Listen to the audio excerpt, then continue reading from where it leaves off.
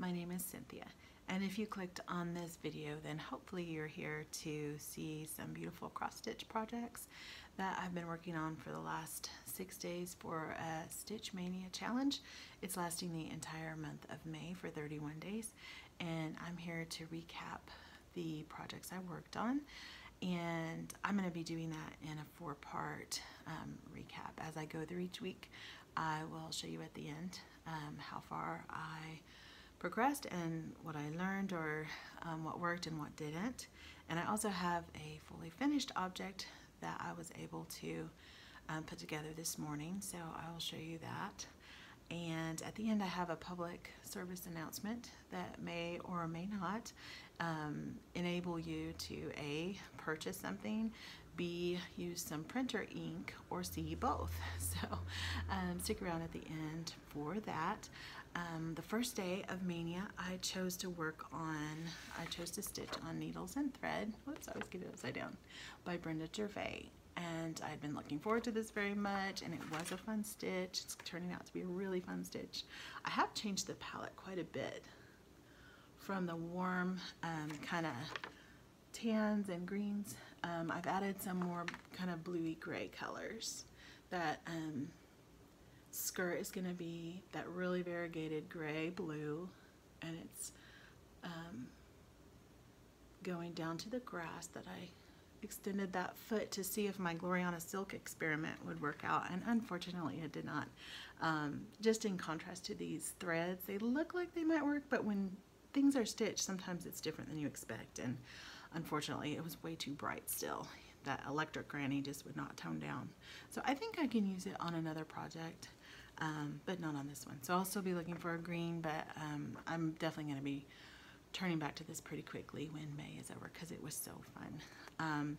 The other thing I wanted to say was I picked up that frame, and I'll try to link this video below, but after I said that I was putting the cart before the horse to purchase this first, I saw a video by, I think her name is Lynette of Homesteading on the Home Front. I think I got that right.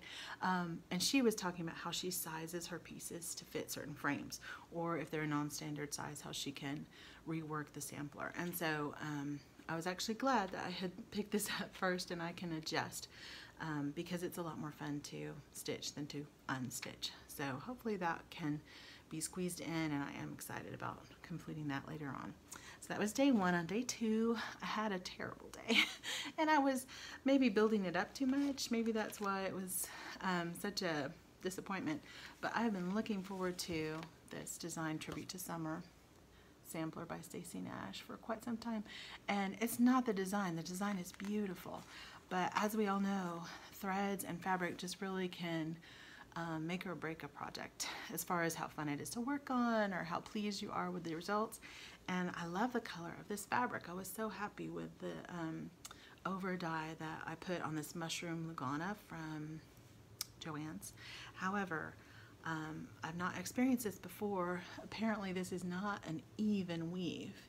My stitches are rectangles, and so as I was stitching, I thought, what in the world is going on? Am I doing my stitches wrong? And I kind of thought, okay, well, I can deal, because it's a primitive piece. It doesn't have, you know, a bunch of detail that's going to be distorted in a way. I think that would be distracting. I think it will be okay. It is kind of frustrating as you're stitching to have things a little bit stretched. It just feels different. Not bad, but different. But the other problem I had, this is the second or third time I have stitched this flower. When I used the threads that were called for, the lamb's wool was just not the color on the picture. It is more of a peachy tone, and I really liked it to be kind of white. So I just set that picture down. Now I can't find it. Oh, it's on the back. As you can see in the picture here, those flowers don't really look peach to me. So I kind of regrouped and pulled out that lamb's wool. I will use that possibly for the other motif in the middle. Looks a little more pinky. So I might use that in the piece still, but just not on that border. I ended up using ecru, which I've heard someone say this before, that ecru is their favorite, and I'm starting to understand why. It's really a nice color. It's not, or lack of color. It's not too tan and it's not too bright. It's just the perfect antique kind of white, in my opinion. So ecru was a win. However, when I changed to the color and cotton, spicy mustard, which I love this thread, it's so pretty. It does not show up from a distance. You cannot see those leaves. So I'm working on this at like 11 o'clock at night, and I just wanted to throw it across the room. I ended up starting to pick that out. I wanted to show y'all how it looked before I finished picking it out, because this piece is going to go into a little bit of timeout. And I can't decide if I am going to make the leaves the color that they're called for, which is apple cider. Again, that doesn't look like the picture, but I know the fabric doesn't look like the picture either. So I might experiment one more time. I only did about 10 stitches before I ripped out apple cider leaves. And I also may just go to my local needlework store, the Stitch Niche, on Thursday, and find a green that is antique and variegated enough to make this sampler work, but maybe just a little more green than apple cider. I mean, it's called apple cider because it looks like apple cider. So it was just an interesting experience. Good to find that out now, though, and now I can maybe take a little bit of distance, come back to it, not feel so frustrated like I want to throw it across the room, because I really was looking forward to it. So it's going to be beautiful. I'm not mad at it. I'm not. I'm just glad I get a little bit of a break. Day 3 was a whip that I don't know if I've shown you up close. I think I had already.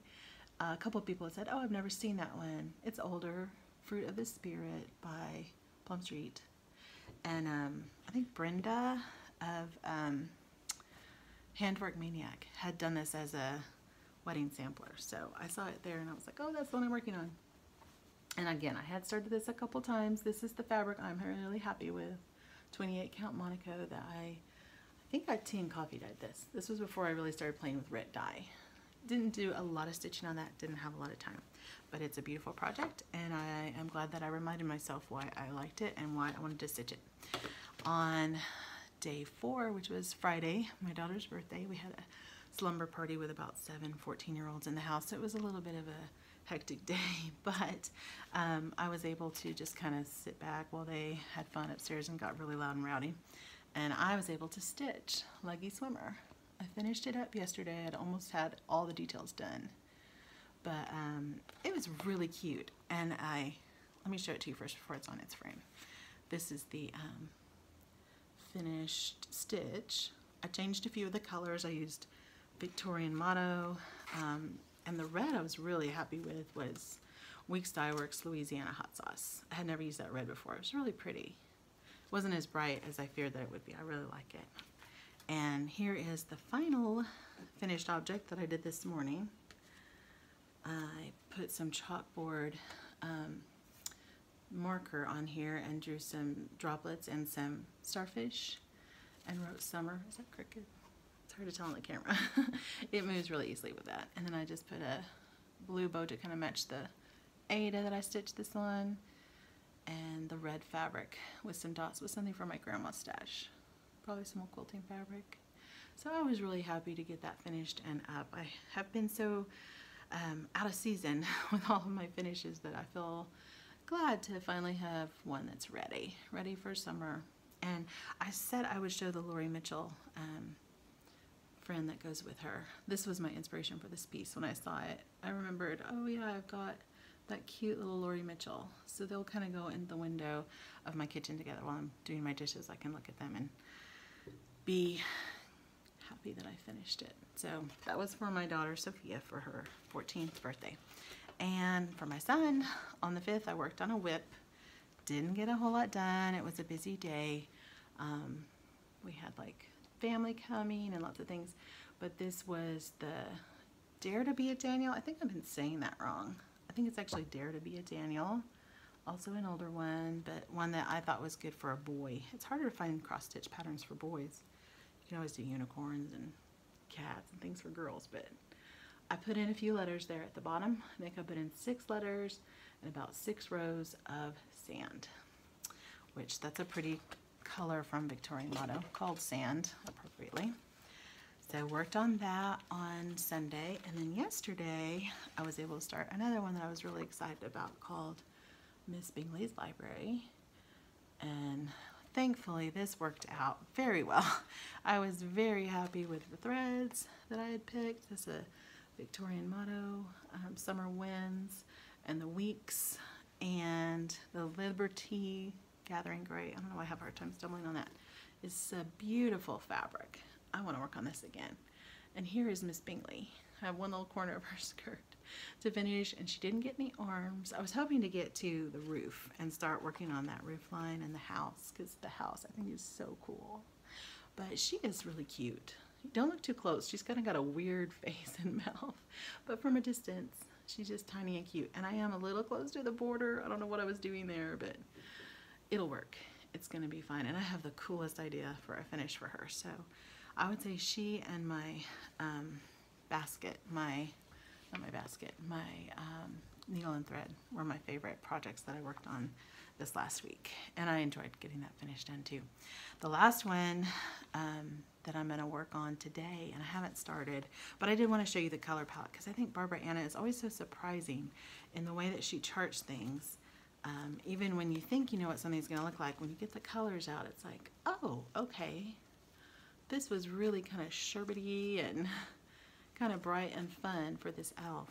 And it's going to be really cute. But I was hoping to finish it this morning and, or not finish it, I was hoping to start it this morning, and my work on, I can't get the front of it, my work on my leggy swimmer finish took up too much time.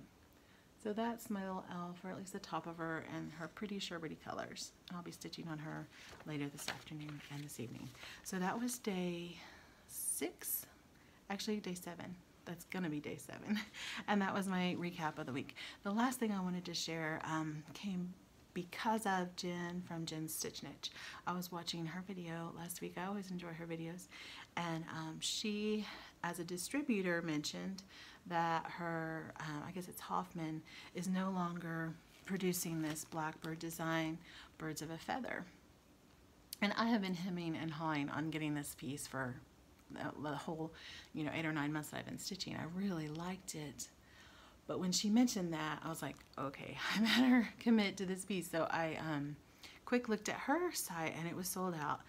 And I was able to find one left at, I think it's Hobby House New York on eBay.